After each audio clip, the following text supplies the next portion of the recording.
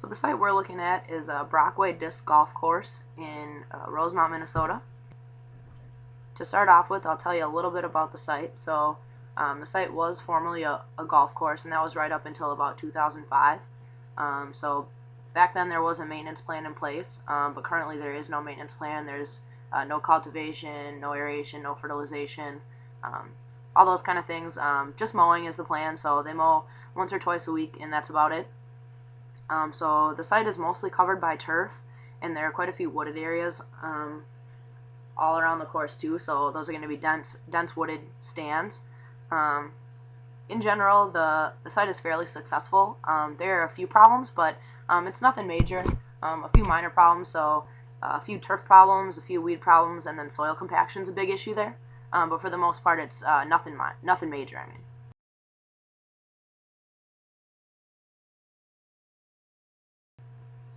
So the species on the site, a lot of weeds. So there's broadleaf plantain, quackgrass, crabgrass, black medic, dandelion, bull thistle, white clover. So a lot of weeds. The trees are mostly old oak stands, so there's some white oak, pin oak, bur oak, and sumac, and then the turf throughout the site is a Kentucky bluegrass. So we were unable to identify the varieties of Kentucky bluegrass that were on the site, but we do know that it is all Kentucky bluegrass.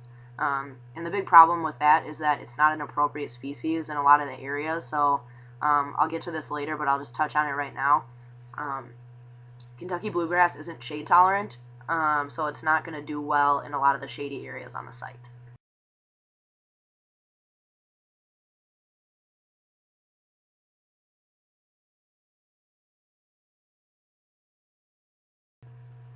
So a little bit of soil information. We were able to get a soil test from the University of Minnesota, and these are the results that we got. So just a couple of minor problems with the soil. It's nothing major. These are easily fixed. So the soil texture, a medium soil texture, which is great. Organic matter is going to be up right around 6%.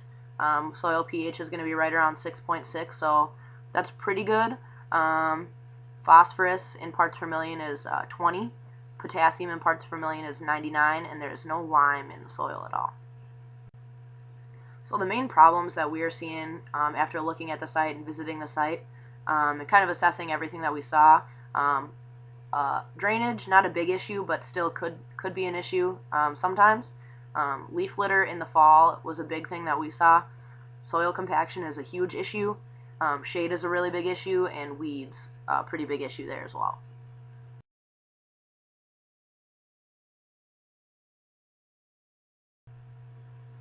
So drainage, it's not a big issue, and the site does a pretty good job of taking care of the drainage problems itself. So the site has mostly sandy soil, which is great because the water can just run right through the soil. It's not going to get clogged up like in a clay soil. The topography of the site also naturally encourages water movement, so the water is going to flow from the high points to the low points really well. The site's laid out very well in that way, so that's awesome. And then the main times that we're going to see drainage as an issue, only a couple times a year, so during really heavy rainstorms, maybe in the spring and summer, and then the spring melt could be a big issue too. So there are a couple of low spots with no drainage at all, so all the water that flows away from the rest of the site pools into the low spots, so during those heavy rains or the spring melt, it could be an issue, easily fixed with some minor manipulation of the land or a couple of drains, but again, it's a minor problem.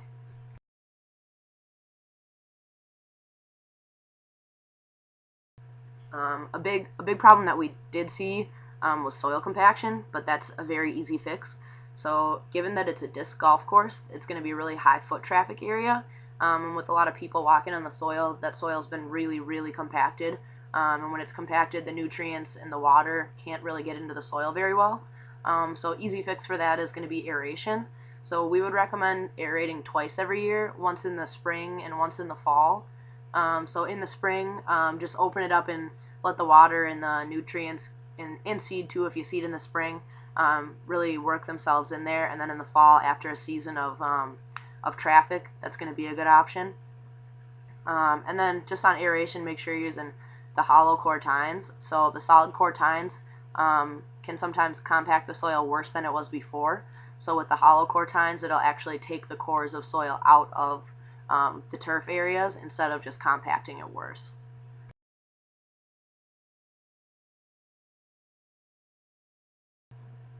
So leaf litter was also a problem that we saw. As you can see in the picture, there are a ton of leaves on the ground, and it doesn't look like they're going to get cleaned up, or they haven't been cleaned up yet when we looked at the site. So with all the trees on the site, that's going to be an issue. So the turf isn't exposed to the sunlight when the leaves are down, so it's not going to be able to photosynthesize. And then also, if the leaves are left on the turf over the winter, that's going to be really bad in the spring. So it's an easy fix for that one too. Just mulch them or get rid of them somehow. You can use a track back, you can rake them up, but I think the best fix would be to mulch the leaves. So instead of using a mowing kit on a mower, you can use a mulching kit, and that'll just crunch the leaves up into tiny pieces and disperse them so that they're not gigantic piles of leaves all over the site. One big issue was shade, and this was a problem all over the whole site. So I touched on this before, that Kentucky bluegrass isn't a good species in shade, and because of the tree cover on the site, there is a lot of shade, and it's very dense shade. So the grass that's there isn't doing very well in the areas where the shade is, where the trees are. So on those border areas where the turf grass comes up and meets the woodland line, that grass is very thin, it's very sparse, and it's not doing well. So a couple of ways that we can fix that. We would recommend pruning the trees, so just once every few years, just thin them out, kind of around the border where the woodland meets the turf grass. Just on the trees around the edge, just thin them out so that a little bit more sunlight can get to the grass. Or another solution would be to overseed with a better species that's going to be more appropriate for the area. So the recommendation that we would make is a tall fescue. So tall fescue is a really, really great species for this area. It's extremely shade tolerant and wear tolerant, so it's going to do really well around the borders where it's shady, and there's still going to be people walking around, and it's very wear tolerant. So that's going to be a great option to put that in.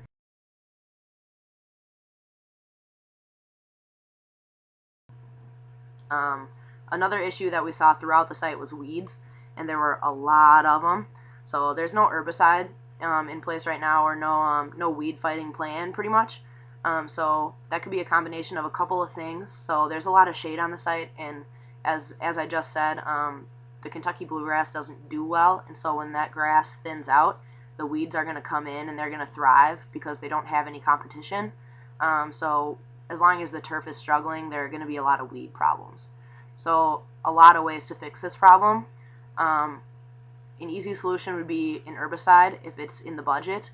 So an herbicide, just to spray that in the spring before the weeds germinate, or right as they're germinating, to kill them off. Or seeding, so putting in more grass every year, just before the weeds germinate. Just get some grass in there, and that's gonna take up space, so there's not going to be any other areas for the weeds to germinate. And then fertilizer once you have the grass down. So as long as the grass is thriving, it's doing well, it's soaking up nutrients, those weeds aren't going to be able to compete. So product recommendations that we've got for this site, a tall fescue blend for seeding. So again, it's a very wear tolerant and very shade tolerant grass. So along all the shady parts of the site, which is a lot of the site, that's going to be a really, really great option. Then a 20-10-20 fertilizer, applied at about a pound of nitrogen per 1,000 square feet. So that's going to promote really, really healthy stands of turf. As long as there's new grass going in, you want to encourage it to grow, you want to get it strong and healthy, and that's going to be a really great way to do that. And then an herbicide that I would recommend is it's a product called Momentum FX2, and so that should be applied at about 3 to 4 pints per acre. So that's going to help control a lot of the weed species, and I think all of them that are on the site.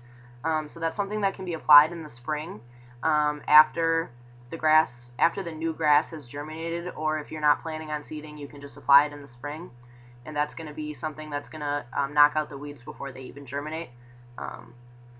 So with all these recommendations in mind, I think that the site can be hugely improved and a very, very successful site in general.